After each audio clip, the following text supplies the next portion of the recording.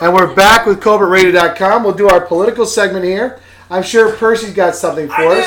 I do. I have something left over from the last show because we threw everything out just for Eugene Platt, which I think was the right thing to do. Sure. Like we all said, we really liked. Yeah, we really liked Eugene Platt. Better than Shithouse Rat. There you go. But what a great guy! He is a fantastic human being, and thank you for Eugene for your service. Thank you, Eugene. Luck in the campaign, and you're a swell guy. I was just ribbing you, and if you win, at least we know we'll have somebody who actually believes in what he says. In what he says.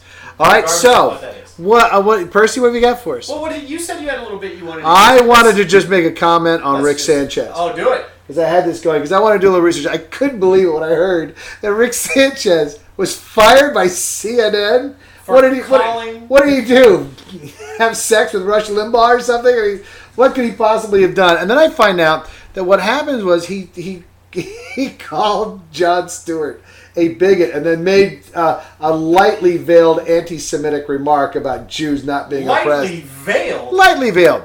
Let me point something out to you. There was no veil. This is Rick Sanchez. This is this guy's life. He's responsible for a hit and run death. A guy who lingered for 5 years before he finally died, and he had been DUI. Mm-hmm.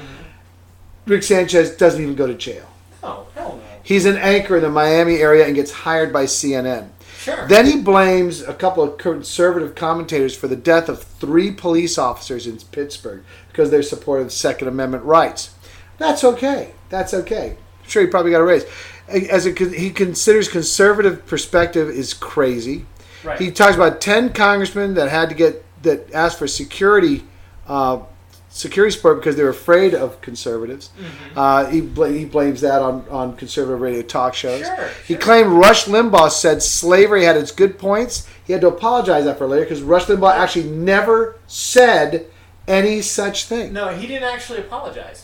He just said it was kind of like, he just said Rush has basically refuted this, and Rush has said he didn't say it, and everybody told him, show us exactly where Rush Limbaugh said this. Of course, Rush Limbaugh never said any such thing. Same thing happened to Ronald Reagan when people said that in that miniseries they were going to show on TV where they claimed that Reagan said that AIDS was God's punishment upon homosexuals. Yeah. He never said any such thing. No. But I'm sorry, but Rick Sanchez, his final closing of his little monologue was, but you can find plenty of other things.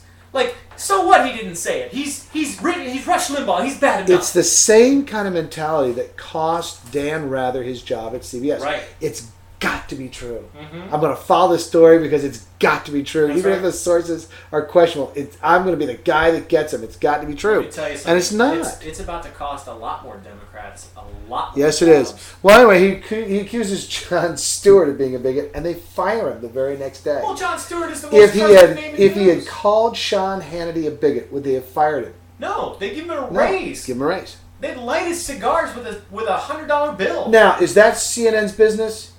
Yes. Yeah. That's CNN's business. They can hire and fire anybody they want. They should take Rick Sanchez's salary and do an analysis to find out why their ratings are in the toilet. And maybe it has something to do with the fact that they fired Rick Sanchez. But this absurd pretense that the mainstream media is not liberal biased is laughable, and this very business with Rick Sanchez is a classic example of that. That's right. And I'm not saying you don't have bias on the other side as well. I'm not saying that at all. I'm just saying anybody who claims, we have no bias is either being dishonest with themselves or lying to you. You know who They're selling something. You know who claims they have no bias? Who? Keith Olbermann. I'm not kidding. That's because he spends all his time reading James Thurber. Well, he went on The View and he said, I didn't vote in this last election because I'm a journalist and I don't have a dog in this race. And then on his own website, his special comment included a little monologue about how the election of Barack Obama was the same thing as watching a man land on the moon. Yeah, well, I remember talking about when Obama's acceptance speech in the Democratic Party, men such as this. I mean, he was just, and that's okay. He liked the guy. Sure. He was gushing. He liked the guy. But don't tell me you're being objective because you're not. Yeah. And when, and Glenn Beck sees things from a particular point of view, but Glenn Beck is not Fox News. Right. I've had liberals sit down with me and say, okay, let's watch Fox News. And you tell me the moment they say something that isn't true. And they do a story. I said, okay, how about that one? Well, no, there's no problem. But then when Fox News is over and somebody like Glenn Beck comes up or Bill O'Reilly or Sean Hannity, aha. But the point there is that's not a news broadcast. Right. It's a show about the news. Well, from a particular perspective. They play their audience. Keith Olbermann, he's fine. He plays to his audience. Yeah. That's their business. It's MSNBC. Well, his audience is actually inside the room where he is, so that's it's right. not hard. It's cameraman. But this is an accusation I've had of the left for a long time. For them, the opinion is the news, and this is unfortunate. But they've been basically an island of power in terms of broadcast journalism for so long before Fox News that their opinions were the news. Well, if you're a conservative and you don't pay attention to what's being said on the liberal side, you're being a fool. Right. If you're a liberal and you're not paying attention to what's being said on the conservative side, you're also being a fool. That's right. But like I always said, like I say in the introduction to the show, listen to the other side. Sometimes they make some pretty good points. Well, and certainly just because they're a liberal or conservative doesn't mean they're wrong. Sometimes they do make some good points, but it's also good to strengthen your position. You need to go look at research. Do you like pollution? Do I like pollution? Yeah. Love it. I love it. See, my point is, you ask that any liberal or conservative says, no, I hate pollution. The question is, what do we do about it? Well, what type of pollution? You got about 3 minutes. And in whose country is this pollution? That's right. As long as it's somewhere else, right? I know, right. Yeah. America first. Mexico, Brazil. Canada. You got about 2.5 minutes. So. I can do it. Okay, so you have in your past criticized the National Organization of Women, and what was your criticism of them, John? Well, let's specifically. They're an auxiliary of the Democratic Party. Let's just specifically focus on the whole Clinton thing, right? Yeah. Bill Clinton. I literally heard the president of the National Organization for Women when it was pointed out to her that you guys hounded Senator Packman of Oregon out of office because he made obnoxious advances towards women. Hounded him out of Washington D.C. Bill Clinton actually has people accusing him of fondling them. One even accused him of rape. And so you got nothing to say. And she actually, her name was Ireland. Well, I can't remember her first name. Yeah. But actually said on camera, I heard her, I couldn't believe she said it. Well, he's our guy. Yeah, well, guess what? They've done it again. Yeah. California Now PAC, right? Who's running for governor in California? Jerry Brown and Meg Whitman. And now this big phone message comes out where apparently somebody in the Brown campaign refers to Meg Whitman as a whore.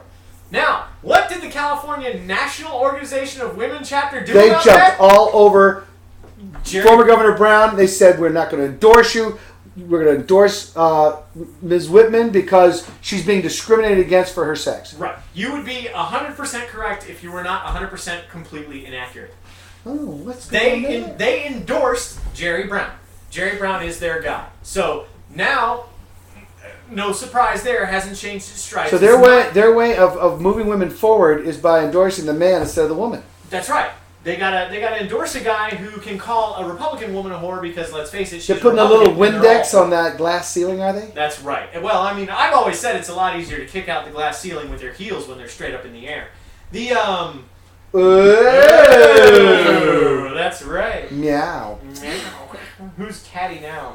Well, actually, now it's never mind. Okay, so also for you environmental wackos, California.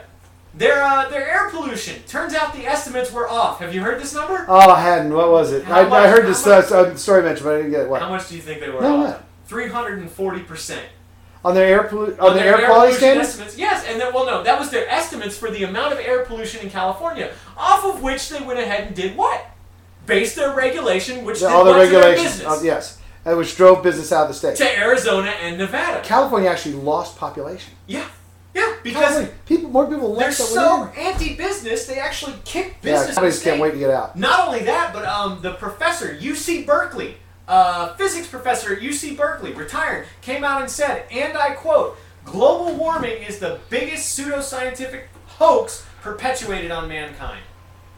I'm not completely in the ballpark on this, on there not being any global warming. Well, it's man-made global warming. Man-made, how much? I'm just saying, look, what I'm saying is we are governing right now based on what is at best theory, what is not settled science for air pollution, for the environmental thing. Still, they have gone overboard. They have not behaved reasonably. Have they not gotten overboard? I withdrew all my investments out of any company in California when I was in. I told my brokers, don't you invest in a single company headquartered in California. Overboard. We got to go, Percy. I'm sorry, or you're going to lose this on YouTube. Don't begin to describe it. There you go. We'll be right back with CobertRadio.com.